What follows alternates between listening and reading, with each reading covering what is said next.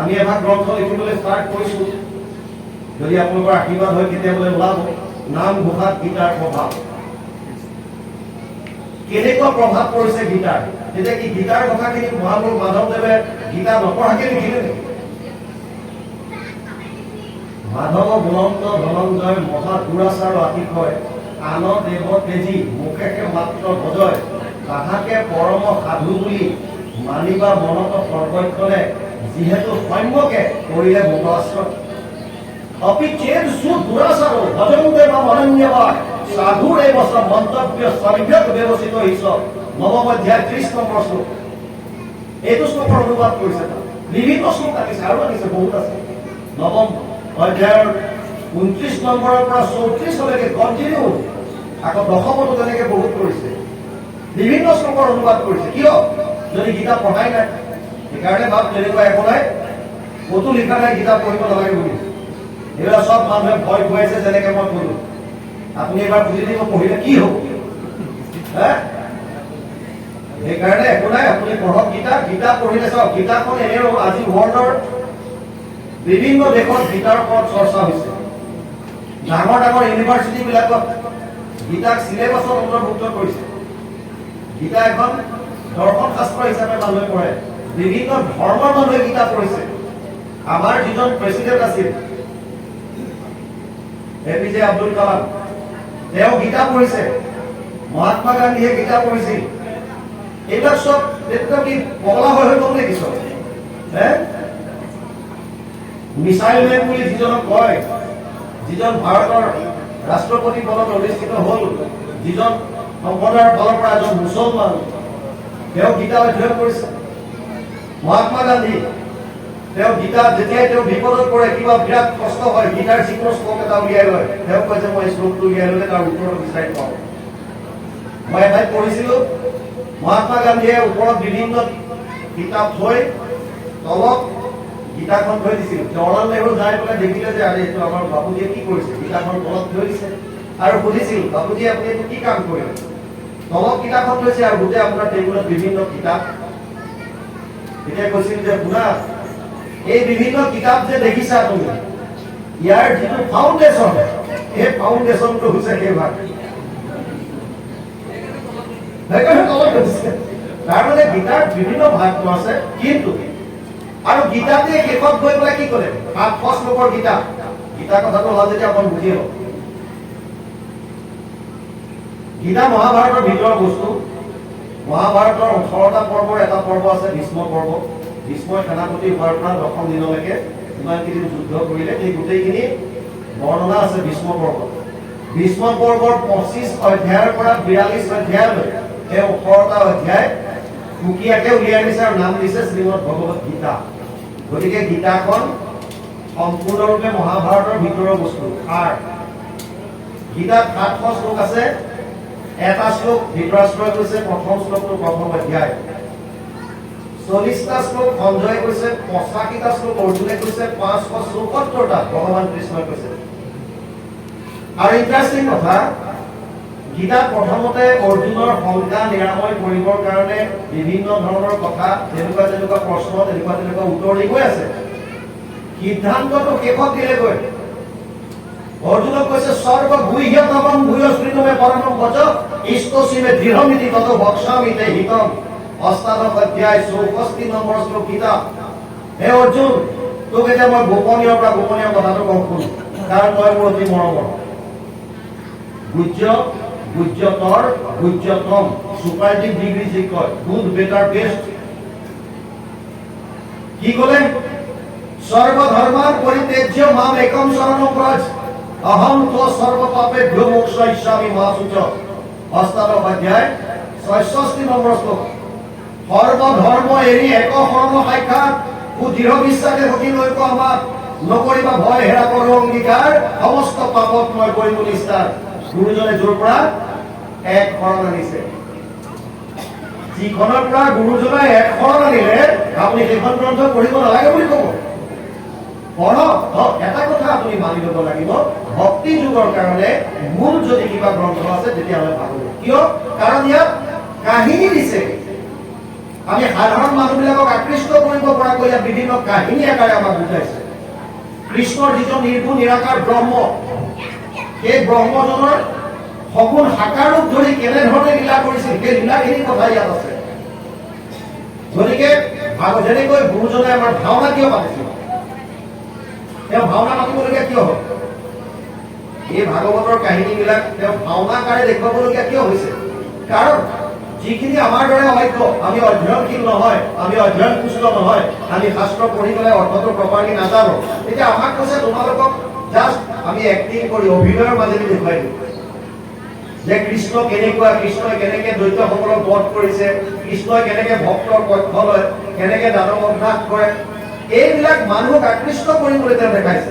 তেনেকৈ ভাগৱতখন হৈছে কাহিনী বেছ, ইয়াত মানুহখিনিক কাহিনী আকাৰে আকৃষ্ট কৰি তেওঁলোকক কৃষ্ণৰ লীলাসমূহ শুনাইছে। আৰু গীতাখন হৈছে দৰ্শন শাস্ত্ৰ, তাত তত্ত্ব আছে, যেনেকে ঘোষাখন সেইকাৰণে বহুতে ক'ব বিচাৰে যে কীৰ্তন যদি শৰণৰ বস্তু হয়, ইনিচিয়েল যদি কীৰ্তনখনৰ প্ৰয়োজন হয়, তেতিয়া ভজনৰ বস্তু হৈছে ঘোষা। কাৰণ ঘোষাত গুৰুজনে আদেশ দিছে যে তুমি ঘোষাখন এনেকৈ কৰা যাতে বগৰীটোৰ দৰে হয়, ওপৰটো মিঠা, ভিতৰত গুটিটোৰ দৰে যাতে কঠিন হয়, টান হয়, আৰু সেইকাৰণে ঘোষাৰ দৰে। সেইকাৰণে গীতা শাস্ত্ৰৰ ভাৱনা এনেকুৱা কোনো নাই, আপুনি গীতা কৰিব, কিন্তু বুজিলে তেতিয়া কথাখিনি বুজিয়ে লওক। যিখন শ্ৰীকৃষ্ণ গীতা আমি পঢ়ি আহিছো, সেইখন গীতা ভাৱানুবাদ। ভাৱানুবাদ হলে যিজনৰ যেনেকুৱা ভাৱ তাৰ প্ৰভাৱ পৰে। বুজি পালে? ধৰি লওক মই প্ৰায়ে কওঁ, যদি কৃষ্ণৰ চৰিত্ৰ লিখিবলৈ যদি দুৰ্যোধনক দিওঁ, কৃষ্ণৰ চৰিত্ৰ লিখিবলৈ যদি কংসক দিওঁ, কৃষ্ণৰ চৰিত্ৰ লিখিবলৈ যদি জৰাসন্ধক দিওঁ, তেতিয়াহ'লে তেওঁলোকে কৃষ্ণৰ চৰিত্ৰটো বেলেগকে লিখিব। ঘটনা সেয়া লিখিব, কিন্তু বেলেগ ধৰণে লিখিব। গালীয় দমনটো লিখিবই লাগিব, কাৰণ কৃষ্ণই গালীয় দমন কৰিছে।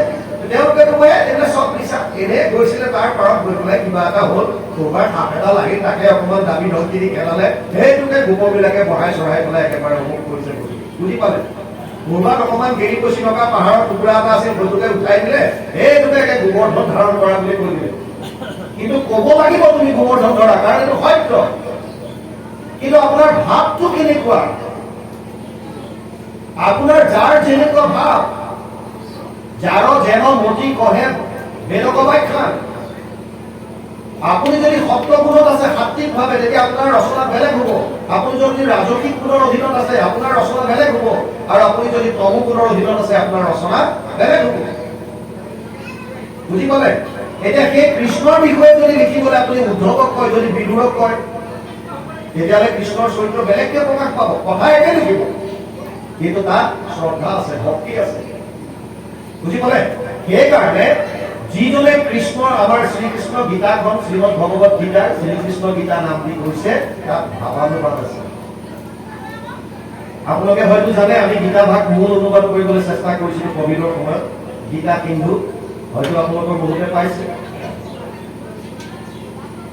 গীতা সিন্ধু আমি আমাক এবাৰ বিশ্বনাথ চাৰিআলি আমাৰ ঘৰৰ পৰা প্ৰায় 30 কিলোমিটাৰমান দূৰত এটা স্থানত গীতা পাঠ হৈছিল। আমাক নিমন্ত্ৰণ দিছিল, আমি তালৈ গলো, আৰু তাত গীতাৰ 13 অধ্যায়টো উলিয়াইছিল, ক্ষেত্ৰ ক্ষেত্ৰজ্ঞ যুগ। 1.5 পৃষ্ঠামান পাঠ কৰিলে, ক্ষেত্ৰ ক্ষেত্ৰজ্ঞ যুগৰ কথা ওলোৱা নাই। আৰু মূল গীতাৰ প্ৰথম শ্লোকটোতে লিখা আছে, ইদম শৰীৰম কৌন্তেয় ক্ষেত্ৰমিতি অভিধীয়তে এতজ্জো ব্যক্তিতম প্ৰাহু ক্ষেত্ৰজ্ঞ ইতি তদ্বিদ। প্ৰথম শ্লোকটোত আছে, এই শৰীৰটোকে ক্ষেত্ৰ বুলি কোৱা হয়, ইয়াক যোনে জানে অৰ্থাৎ আত্মাটোক ক্ষেত্ৰজ্ঞ বুলি কয়।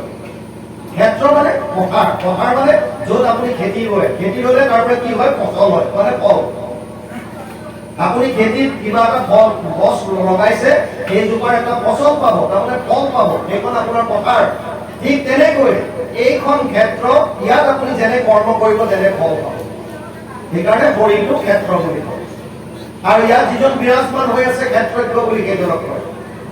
তাৰ 1.5 পৃষ্ঠা যোৱাৰ পাছতো যেতিয়া অহা নাই, সেইদিনাই আমাৰ মনলৈ প্ৰভু ভগৱন্তই এটা আদেশ দিলে যে তুমি মূল অনুবাদ কৰিবলৈ চেষ্টা কৰা আৰু আমি কৰোঁ বুলি কওঁতে হেৰিস্থিত হৈ পৰৱালে কোভিডৰ সময়ত প্ৰতিটো শ্লোকৰ গদ্যত ভাঙনি আৰু লগতে কাইপিক ৰূপ দিয়া হৈছে পদ গুণৰি লেচাৰী ইত্যাদি কৰি আৰু 700 শ্লোকৰ আপোনালোকে গীতা কিন্তু বুলি পাব গতিকে সেইখন হৈছে মূল তাত গোৰখপুৰ প্ৰেছৰ পৰা যিখন ওলাইছে তাৰ ওপৰত ভিত্তি কৰি লিখা হৈছে তাত আমাৰ নিজস্ব একো নাই যিটো তাত আছে পদত শ্লোকত যিটো আছে সেইটোৱে আপোনালোকে এডিটিছ পাব 700 শ্লোক 700 পদ চিধা কথা নিজস্ব আমাৰ একো দিয়া নাই কিন্তু যদি আপুনি ইখন আমি পঢ়ি থকাখন যদি পঢ়ে তাত বিভিন্ন নিজৰ কবিৰ কথা সোমাই দিয়া আছে সেইকাৰণে এইটো ভাৱানুবাদ কৰোঁতে তেওঁৰ প্ৰভাৱ পৰিবই তেওঁৰ কোনটো গুণত আছে যদি তেওঁ সত্য গুণৰ অধিকাৰী তেতিয়াহ'লে তেওঁ সাত্বিকভাৱে লিখিব তেওঁ যদি নাম ধৰ্মত বিশ্বাসী তেতিয়াহ'লে নাম ধৰ্মত গুৰুত্ব দিব যদি তেওঁ পূজা পাতলত বিশ্বাসী তেতিয়াহ'লে পূজা পাতলৰ কথা সোমোৱাব যোনটো য'ত যেনেকৈ আছে তেওঁ প্ৰভাৱ তাত সোমোৱাবই সেইকাৰণে ভাবছো না গীতা আপুনি পঢ়িব পাৰে কোনো কথা নাই এনেকুৱা গীতাখন আমি জীৱনটো জীয়াবৰ কাৰণে জি থাকিবৰ কাৰণে বিভিন্ন কথা গীতাই জ্ঞান দিব দৰ্শন শাস্ত্ৰৰ ফালৰ পৰা মনুষ্য ভক্তি মাৰ্গৰ কাৰণে ভাগৱতকে শ্ৰেষ্ঠ গ্ৰন্থ লিখি লওক এতিয়া আমি পুনৰ আহিছো ইয়ালৈ দেৱহূতিয়ে কৈছে যে সমস্ত জীৱ মায়াৰ অধীনত পৰি আছে শ্ৰান্ত হৈ আছে তিনি ধৰণৰ তাপে আমাক তাপিত কৰি ৰাখিছে আদি দৈবিক আদি ভৌতিক আৰু আধ্যাত্মিক আদি দৈবিক যিবিলাক দেৱতাৰ ৰসত পৰি হয় যেনে ভূমিকম্প আহি গ'ল বানপানী আহি গ'ল এইবিলাক হৈছে দৈবিক ভৌতিক আদি ভৌতিকবিলাক ভৌতিকটো ভূত শব্দৰ পৰা আহিছে ভূত মানে প্ৰাণী বুজাইছে প্ৰাণীৰ পৰা কুকুৰে কামুৰিলে মেকুৰীয়ে আঁচুৰিলে মানুহে কিবা দিলে এইবিলাকৰ পৰা যিমান পাপ পাইছো তাক আদি ভৌতিক আধ্যাত্মিক দুই ধৰণৰ বুলি কোৱা হয় এবিধ হৈছে শাৰীৰিক আৰু এবিধ হৈছে মানসিক শাৰীৰিক অসুস্থতা বা মানসিক আপোনাৰ বিভিন্ন ধৰণৰ মোহৰ চিন্তা এইবিলাকৰ কাৰণে যিমান পাপ পাই আছো সেইবিলাকক কৈছে আধ্যাত্মিক এই সমস্ত পাপৰ পৰা পৰিত্ৰাণ দিবৰ কাৰণে তুমি ভাস্কৰ ৰূপে আহিলা সূৰ্য ৰূপে তুমি আহিলা সেইকাৰণে এতিয়া ইয়াত কৈছে হৰি মোৰ মহাধন্য আছে অসংখ্যাত পুণ্য হেতপ্ৰভু ভৈলাহাত নহয় তুমি মোৰ পুত্ৰ হিচাপে জন্ম ল'লা গতিকে মই নিজকে ধন্য মানিছো মৈত্ৰে বুলন্দ এহি মাতৃৰ সুন্দৰ বাণী শুনি প্ৰভু কপিল ঈশ্বৰ কৃপায়ে পীড়িত হোৱা মাতিলন্ত প্ৰশংসিয়া কুশলক চিন্তিয়া লোকৰ কথাখিনি কৈ আছে মৈত্ৰেয় আমি তিনিজন শ্ৰোতা বক্তাৰ কথা পাতিলো খালি সৌনক আৰু সুত তাৰপিছত ক'লো ব্ৰহ্মা নাৰদ তাৰপিছত ক'লো সুক আৰু কৈকিৰ ইয়াৰ এতিয়া চতুৰ্থ আহি গ'ল কি মৈত্ৰেয় আৰু বিদুৰ বিদুৰৰ বিষয়ে বুজি লওক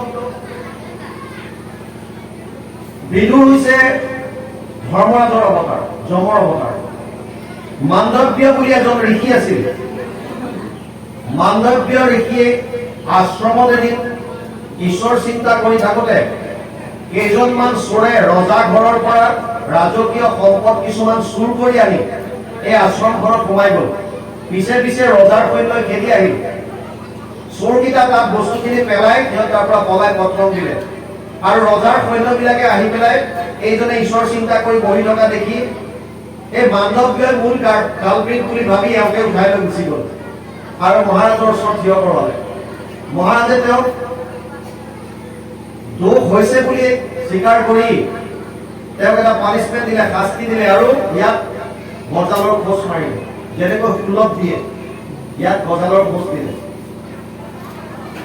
তেওঁ এজন সিদ্ধ পুৰুষ আছিল মাণ্ডব্য তেওঁ চিন্তাত বহিল আৰু ক্ৰমাগতভাৱে পিছৰ জন্মবিলাক আগৰ যিমানবিলাক জন্ম তেওঁৰ আছিল সেই জন্মবিলাক তেওঁ চাবলৈ ধৰিলে মই কোনটো জন্মত পাপ কৰিছিলো মাণ্ডব্য এজন সিদ্ধ পুৰুষ তেওঁ আগতে কোনো ধৰণৰ তেওঁ পাপ নকৰে আচৰণ তথাপিও তেওঁ চিন্তা কৰি কৈছে মোৰ দ্বাৰা কেতিয়াবা পাপ হৈছে নেকি কাৰণ কৰ্মৰ ফল আমি ভোগ কৰোঁ হয়তো 3 মিনিটৰ ভিতৰত হয়তো 3 দিনৰ ভিতৰত 3 পক্ষৰ ভিতৰত 3 মাহৰ ভিতৰত 3 বছৰৰ ভিতৰত 3টা জন্মৰ ভিতৰত যেনেকে হওক পাপ কৰিলে কোনো পাৰিব নোৱাৰে তাৰ পাবই আপোনালোকে 3 যুগৰ পিছত হলেও হাত নেখায় গতিকে আল্টিমেটলি কৰ্ম কৰি পেলাই তাৰ ফল ভোগ কৰিব লাগিব সেইকাৰণে মাণ্ডব্যই নিজে চিন্তা কৰিবলৈ ধৰিলে আৰু তেওঁ চিন্তা কৰি কৰি যাওঁতে যাওঁতে দেখিলে মোৰ আগৰ 100টা জন্মলৈকে মই কোনো পাপ কৰা নাই তেওঁ ভাবিলে যদি মই পাপেই কৰা নাই তেতিয়াহ'লে মই শাস্তি কিয় পাম মোৰ কোনটো কৰ্মৰ ফল ভোগ কৰিলো মই ইয়াত যে মোক গজালৰ খোজ মাৰিলে কিহৰ কাৰণে আৰু লগে লগে তেওঁ নিজৰ যোগৰ দ্বাৰা যমৰাজৰ ওচৰলৈ গ'ল আৰু যমৰাজক গৈ ক'লেগে যে হে যমৰাজ তুমি মোক এটা কথা কোৱা, তুমি এইবিলাক মেইনটেইন কৰি আছা, মোৰ কি দোষ হৈছে চাই দিয়া, কিহৰ কাৰণে মই এইটো পালো। তেওঁ চিত্ৰগুপ্তক মানি চব উলিয়ালে আৰু তেওঁ ক'লে যে তোমাৰ 101 নম্বৰ জন্মটোত সৰু হৈ থাকোতে 5 বছৰৰ শিশু হৈ থাকোতে এটা তুমি জিয়া ধৰি পেলাই তাৰ পিছফালে শলা ভৰাই উৰাই দিছিলা। সেইটো আগতে আমিও কৰিছিলো সৰু থাকোতে। আজিকালি সেইবিলাক প্ৰকৃতিৰ খেলবিলাক ল'ৰা ছোৱালী গম নাপায়, কাৰণ আজিকালি চব সেইটো থাকে সেই বাকীবিলাকৰ একো নাই। বাহিৰলৈ খেলিবলৈ নাযায়, আগৰ যিমানবিলাক খেল আছিল চব লুপ্ত পালে। আমি আগতে কিবা বৌকুদু, টাং খেল, কিবা কিবি বিভিন্ন ধৰণৰ খেল খেলিছিলো। এতিয়া সেইবিলাক নাই। ফুটবল নেপাওঁতে ৰবাব টেঙা যিটো কয় সেইটো লৈ ফুটবল খেলিছিলো তেতিয়া। আৰু প্ৰকৃতিৰ লগত স্কুলৰ পৰা কিতাপ পেলাব পাৰিলে আমি দৌৰ উঠিব, বাহিৰত গৈ খেলোগে। এতিয়া নাইকিয়া, তেনেকুৱা চিষ্টেমে নাইকিয়া। গতিকে কৈছে যে জিয়া তুমি পিছফালে শলা ভৰাই উৰাই দিছিলা।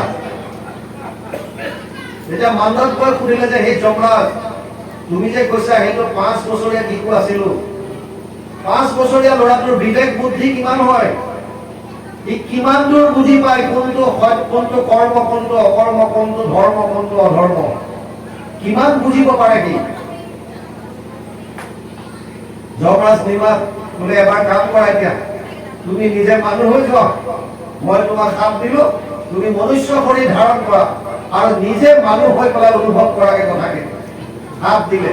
লগে লগে সেইজনেই যমৰাজ আহি ব্যাসৰ উৰসত এগৰাকী দাসীৰ গৰ্ভত ধৃতৰাষ্ট্ৰ ভায়েক হিচাপে জন্ম লৈছিল বিদুৰ। এই বিদুৰে বৈকুণ্ঠ পুৰাণৰ প্ৰাক মুহূৰ্তত উদ্ধৱ আৰু মৈত্ৰক প্ৰভু ভগৱন্তৰ ভাগৱত ধৰ্মৰ বিষয়ে কৈছিল আৰু এটা স্বীকাৰ কৰিছিল, সেই উদ্ধৱ মই এই সময়ত মোৰ বিদুৰ খুৰাক দেখা নাপালো। বিদুৰ এনেকুৱা ৰাখি চাওক, এনেকুৱা ভাগ্যৱান যিজনৰ কথা বৈকুণ্ঠ পুৰাণৰ প্ৰাক মুহূৰ্তত ভগৱান কৃষ্ণই স্মৰণ কৰিছে, ভগৱানে ভক্তৰ কথা স্মৰণ কৰিছে। এই সময়ত মোৰ ভক্তজনক দেখা নাপালো। কিন্তু উদ্ধৱক ক'লে, উদ্ধৱ তুমি যোৱা, যদি বিদুৰ খুৰাক মই এটা কথা ক'বা, তেওঁ মৈত্ৰ মুনি আশ্ৰমত গৈ পেলাই এই ভাগৱত ধৰ্ম শুনি ল'ব। মৈত্ৰ বৰ্তমান উত্তৰাখণ্ডৰ ঋষিকেশত আছে জেগাটো। আৰু বিদুৰ মৈত্ৰৰ ঋষিৰ ওচৰত যায়। মৈত্ৰক কেৱল এটা প্ৰশ্ন কৰিছিল বিদুৰে, সুখায় কৰ্মাণি কৰতি লোকো নাতে সুখমুৱা বৈন্যেত বিপৰীতমুৱা বৃন্দেত ভূয় ততএব দুঃখম যদত্ৰ যুক্তম ভগৱান বলেন্নাথ। 3:5-2 তৃতীয় স্কন্ধ 5ম অধ্যায় 2 নম্বৰ শ্লোক ভাগৱত। হে ঋষিবৰ, সুখায় কৰ্মাণি কৰতি লোকো, প্ৰত্যেক মানুহে সুখ পাবৰ কাৰণে কাম কৰে, কিন্তু সুখ নাপায়, দুখ পায়। কাৰণটো কি মোক কোৱা? আমি সব মানুহে সুখ পাবৰ কাৰণে কাম কৰোঁ, কিন্তু বহুতে সুখ বিচাৰি আকৌ দুখহে পাওঁ। গতিকে কাৰণটো কি কোৱা? তাৰ পাছত ভাগৱত কোৱা আৰম্ভ কৰিছে। এই ভাগৱত কৈ যাওঁতে এতিয়া কপিল প্ৰভুৰ কথা আহিছে, সেইকাৰণে ইয়াত কৈছে মৈত্ৰেয় বলন্ত এহি মাতৃৰ সুন্দৰ বাণী শুনি প্ৰভু কপিল ঈশ্বৰ বিদুৰক কৈ আছে যে মাকৰ কথা শুনি কপিল ঈশ্বৰে ক'লে কি ক'লে? কৃপায়ে পীড়িত হোৱা মাতিলন্ত প্ৰশংসিয়া কুশলক চিন্তিয়া লোকৰ। তেওঁ কৃপায়ে পীড়িত হোৱা মনুষ্যৰ সমস্ত লোকৰ কুশল চিন্তা কৰি পেলাই এতিয়া কৈছে, ভগৱন্ত নিগদতি ধন্য ধন্য মহামতী মনুৰ নন্দিনী মোৰ মাও ভালত তজু ভৈৰাৱতী সংসাৰ তাৰিলা আতি তুষ্ট ভৈলো দেখি তজু ভাৱ। কপিল প্ৰভুৱে কৈছে, হে মা, তোমাৰ মনৰ ভাৱ দেখি মই নিজকে ধন্য মানিছো। তোমাৰ মতি, মনৰ ভাৱ, তুমি যিটো কথা সুধিছা এই প্ৰশ্নটো দহৰ কল্যাণ হ'ব। এনেকুৱা এটা কথা জানিব বিচাৰিছা যিখিনি কথা মই এতিয়া কোৱাৰ লগে লগে দহৰ কল্যাণ হ'ব, সংসাৰৰ কল্যাণ হ'ব। আৰু তুমি মোক এনেকুৱা কথা সুধিছা যিটো আটাইতকৈ প্ৰয়োজনীয়। সেইকাৰণে কৈছে ভালত ৰজু ভৈৰৱতী, তোমাৰ মনটো ভাল হ'ল, সেইকাৰণে তুমি মোক এইটো প্ৰশ্ন কৰিলা যিটো সংসাৰ তুমি কৰি যাব পাৰিবা এনেকুৱা কথাৰ পৰা। সেইকাৰণে কৈছে এতিয়া কি সুধিছিলে? ভক্তি যোগৰ কথা। ভক্তি যোগ মানে কি? এতিয়া কপিলে কৈছে, শুনিও ভাবিনি আবে প্ৰশ্নৰ উত্তৰ কব, ভক্তি কোনো বহুবিধ নহয়, কিন্তু পুৰুষৰ ফল সংকল্পৰ অনুসাৰে ভক্তি নানা মতে ভেদ হয়। আগতে বুঝক ভক্তি যোগ